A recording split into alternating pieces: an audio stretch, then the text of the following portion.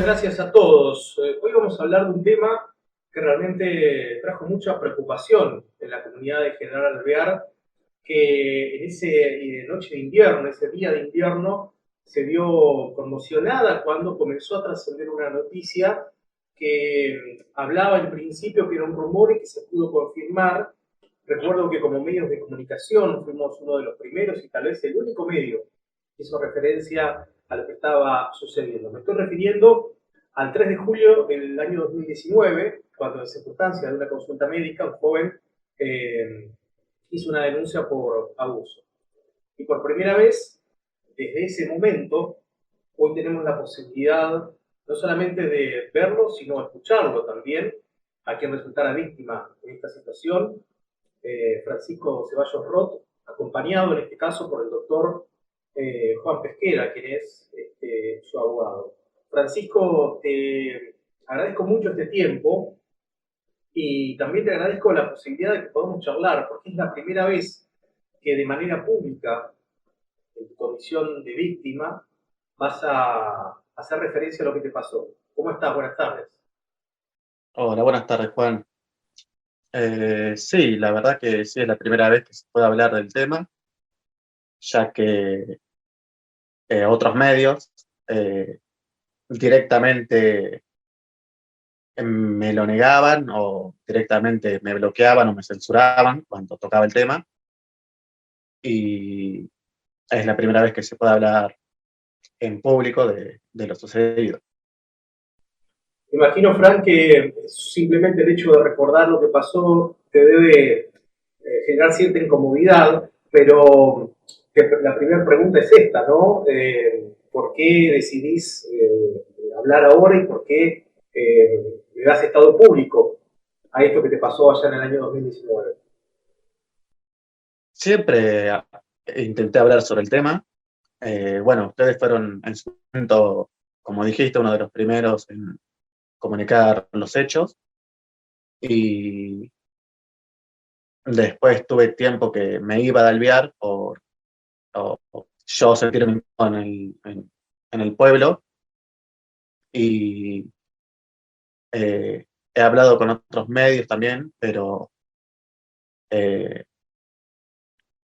generaba incomodidad, bronca, muchas cosas, en muchos sentimientos malos, por desgracia, por lo sucedido. Nos saludamos al doctor Juan Pesquera. Doctor, gracias por esta comunicación. Usted es quien representa ante la justicia lo que está sucediendo, más allá obviamente del trabajo de fiscalía, que está haciendo la instrucción de la causa. ¿Cuál es el estado actual en este momento de esta causa, doctor? ¿Qué tal? Buenas tardes, Juan. Muchísimas gracias por este espacio.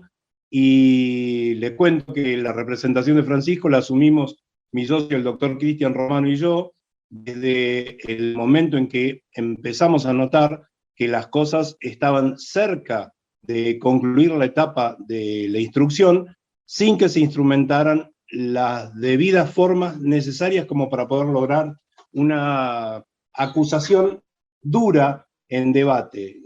Debo hacer notar en esto que nosotros analizamos desde el momento en que tomamos la causa hacia atrás, y la Fiscalía siempre actuó en una forma muy diligente, muy profesional, y el resultado es que a esta altura, y a pesar de los inconvenientes que mediaron con el juzgado de garantías esencialmente, la Fiscalía logró que la Cámara aprobara la elevación a juicio con la imputación debida en el doble sentido, ¿no? O sea, el abuso sexual con acceso carnal y gravemente ultrajante, ambos hechos. Lamentablemente, ventilar estas cosas, como ya anticipó cuando empezó a hablar Francisco, de alguna forma devuelve los momentos de dolor y de angustia pasados, porque ninguno de estos hechos, todos los hechos delictivos generan una víctima, pero ninguno genera un estigma social tan negativo y tan enfrentado como los derechos de abuso sexual.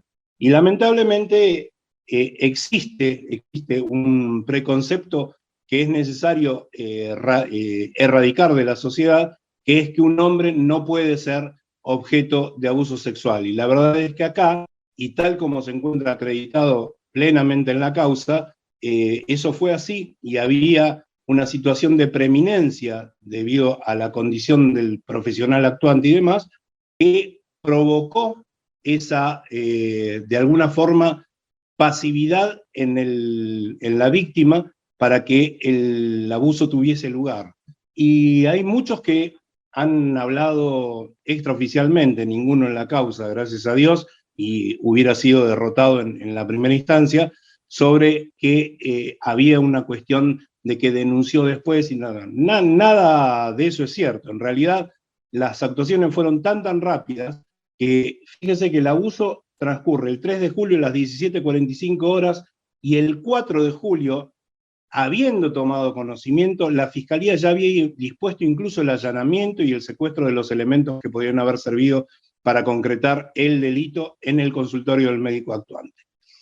La verdad es que el quiebre que tuvo la causa tuvo una continuidad muy grande en la acusación llevada a cabo por la Fiscalía, y el quiebre que tuvo la causa fue a través del juzgado de garantías en un momento en el que, sinceramente, desconozco cuál fue el factor desencadenante que de habernos tomado primero como particulares damnificados para poder participar activamente en la causa, de un momento al otro revocó esa constitución en particular damnificado, la tuvimos que apelar, pudimos acceder a presentarnos en la acusación, y cuando estábamos en el medio de la etapa probatoria, en una condición extrañísima, porque todavía faltaban volver los resultados definitivos del ADN, que anticipo dieron positivos de que el abuso se había cometido, el juez de garantías procedió a sobreseer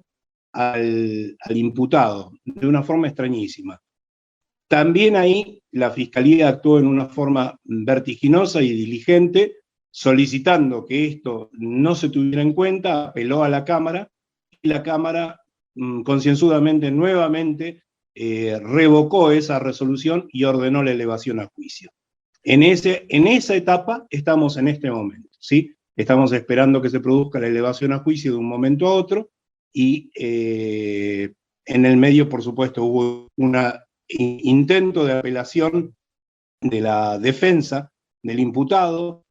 Esa apelación fue rechazada y elevaron un recurso de queja al Tribunal Superior para que sea admitido esto. Por supuesto que el recurso de queja no tiene efecto suspensivo, esto va a tener que continuar de algún modo, porque la apelación corriente, procesalmente admisible, como para suspender el proceso, no fue admitida. Doctor Pesquera, ¿es aún más reprochable que el delito que se está intentando demostrar fuera en medio de un acto médico? Claro, bien. Todos los delitos tienen la componente necesaria del dolo, ¿no? Que es querer y aceptar todas las condiciones subjetivas que involucran el actuar delictualmente. Es mucho más grave, y en esto agradezco tu acotación porque me permite explayarme sobre un doble factor. Primero, el factor de víctima que tiene quien va a asistirse con un profesional médico de la salud. Pero el más grave, tal vez, sea el que ese imputado, ese acusado, se desempeña en el sistema de salud de la localidad donde estos hechos sucedieron. Entonces, se desempeña y continuó desempeñándose a ultranza, y obtuvo de alguna forma el soporte político como para poder seguir adelante desempeñándose en ese cargo. Eso es realmente, de alguna forma, decepciona con respecto a las autoridades, pero para nosotros es un doble agravante, ¿sí? Porque no solamente es un representante que tendría que pugnar por la salud y comete un delito vejatorio contra una víctima, sino que a la vez es el representante de la salud pública en el lugar y encuadra su accionar dentro de lo que sería una cobertura normal de excusarse y demás. Bueno, por supuesto que los detalles de la causa penal, por una cuestión de ética profesional y personal, no los podemos dar, pero aquellos que estén interesados, y por eso mencionaba en la charla previa que hay una causa civil en la que se pide una medida cautelar, están acreditados en la causa civil. Y la causa civil, al contrario de lo que es lo penal, sí es público. Y ahí están explicadas las circunstancias del hecho, las circunstancias de prueba, así que todos aquellos que quieran de alguna forma profundizar en ese detalle, pueden acceder a la causa civil que se está ventilando en el juzgado 3, y ahí poder ver todo lo que está acreditado.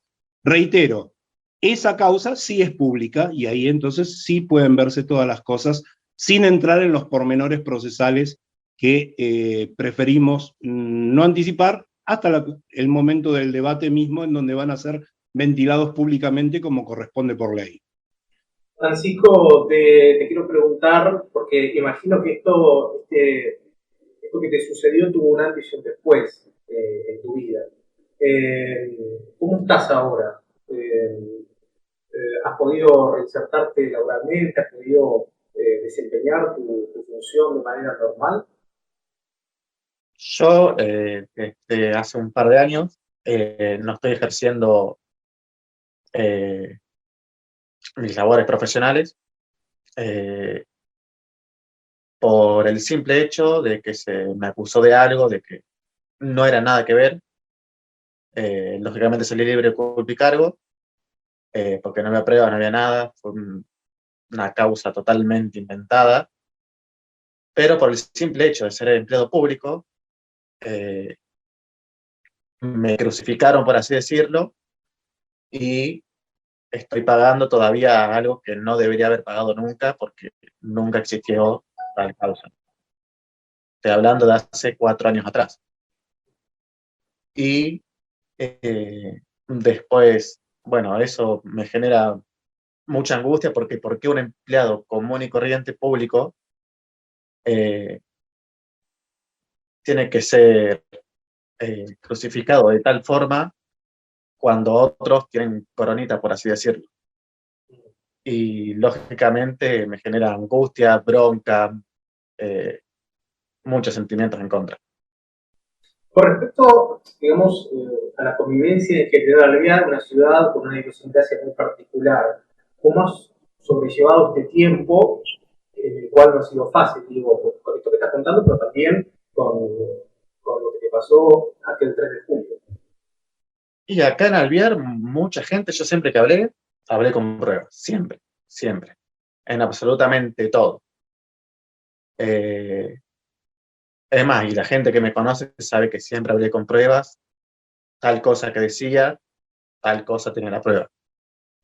Y hay gente que, por lo visto, apoya, por más que tenga las pruebas en contra del médico, y en mi opinión, quien apoya a un abusador, a un acosador, es cómplice. Esto pienso de la gente que critica mi accionar al denunciar un hecho aberrante. Y aprovechamos, digo, para decir que cualquier circunstancia, cualquier persona, ya sea hombre o mujer, que pase por una situación similar, que no sienta miedo y que se anime a hacer la denuncia, porque es la manera de iniciar el proceso de la justicia. Obvio, cualquier persona que sufre un abuso tiene que ir y denunciar, no importa quién sea el abusador, no importa. La idea es que se haga justicia porque la verdad que en Alvear pasaron muchas cosas, entre muchas cosas que nadie habló y nadie quiere hablar por temor, por vergüenza, por lo que eran los demás, pero tienen que tener un poco de coraje, de valor y afrontar las cosas y denunciar si sufren algo de eso. No solo por ellos, también, o sea, por ellos y también por los demás. Sin dudas. Gracias, Francisco. Doctor Piquera, una parte importante de la instrucción de la causa se dio en plena pandemia, por lo que muchos testimonios inclusive fueron tomados de manera virtual, tengo entendido. Digo, esto no fue un inconveniente para que el proceso siguiera, ¿verdad? No. Si bien enfrentamos esa dificultad en principio, la verdad es que la solvencia con la que actuaron los organismos intervinientes nos dieron la posibilidad de llevar adelante la ejecución de esas declaraciones y esencialmente de completar las pericias que concluyeron en arribar al fin de la etapa instructoria con una acusación firme. Estamos muy contentos de eso y hemos sabido paliar tanto nosotros desde la posición de particulares damnificados como la acusación en manos de la Fiscalía han sabido moverse con mucha soltura en un mar de adversidades, en donde la verdad es que cuando existía una posición de garantías que debía, ante todo, y con la reciente sanción de la ley de víctimas en la Nación y su postura en la provincia de Buenos Aires, que ya había sido anticipada y fue completada recientemente, sinceramente nosotros advertimos que todo eso que llamamos irregularidad en la discontinuidad de la causa y de la acusación puso en un brete bastante complejo a la acusación y así todo supieron desarrollar su tarea con una solvencia tal que hoy nos presenta en esta condición. Estamos en condiciones de ir a debate y gritar a todo el mundo que representamos a la víctima verdadera y única de un hecho aberrante y que, así como Francisco sufrió eso, potencialmente toda la sociedad de Alvear está en las mismas condiciones de riesgo mientras no se susciten las medidas necesarias como para poder paliarlo hasta el momento en que se llega a la sentencia definitiva. Doctor, la última pregunta. ¿Usted cree que durante el transcurso de este año será posible el inicio de este debate? Sinceramente, para nosotros sería fantástico que eso pudiese suceder, pero descreo de esa oportunidad porque la gestión de las audiencias tiene una agenda bastante compleja y estrecha que seguramente durante la época de pandemia no se pudo desarrollar con la misma solvencia con que sí se desarrolló la parte de instrucción, y entonces ahora se encuentra en un cuello de botella por el cúmulo de causas en las que hay que llevar a debate oral y público, y la verdad es que el tiempo material no alcanzaría. Espero que en algún momento se encuentre justamente un hueco en alguna suspendida, en alguna que no sea de tanta importancia y peso social como esta, como para que se pueda anticipar. La verdad es que de acuerdo a las asignaciones de audiencias de debates que yo veo, no lo veo como factible. Es para nosotros muy deseable, pero no lo veo como factible en lo próximo. Doctor Juan Pesquera, le agradecemos mucho este tiempo y esta posibilidad de charlar. Seguramente nos cruzaremos antes o durante el debate para seguir charlando de esto. Muchas gracias. Cómo no, por favor, yo les agradezco a ustedes mucho habernos dado este espacio que muchos otros medios negaron y que corresponden a lo que es por ahí una sensación psicológica de una sociedad, la negación de algo que no quieren ver, pero ustedes supieron enfrentar con valor para poder mostrar la cara de lo que no es lindo y no es conveniente también, en pos de evitar que vuelva a suceder. Muchas gracias, doctor. Y tomo estas palabras, las últimas. Valor y valentía es la que, en definitiva, tuviste, Francisco, para enfrentar este problema y también para denunciarlo y llevar adelante este proceso. Te agradecemos mucho esta primera exposición pública después de lo sucedido a casi 3 años. Te agradezco mucho este tiempo y ojalá que la justicia pueda expedirse de la mejor manera con respecto al momento de dar sentencia. Bueno, muchas gracias a ustedes y sí, la verdad hay que tener valor, valentía y actuar frente a una situación así, sea quien sea. Te agradezco mucho. Eso sí. Gracias a ustedes nuevamente y gracias a Francisco por la templanza que nos permite alentar el valor justicia en todas estas etapas en las que recurrimos judicialmente para poder lograr la finalización que corresponde, la sentencia.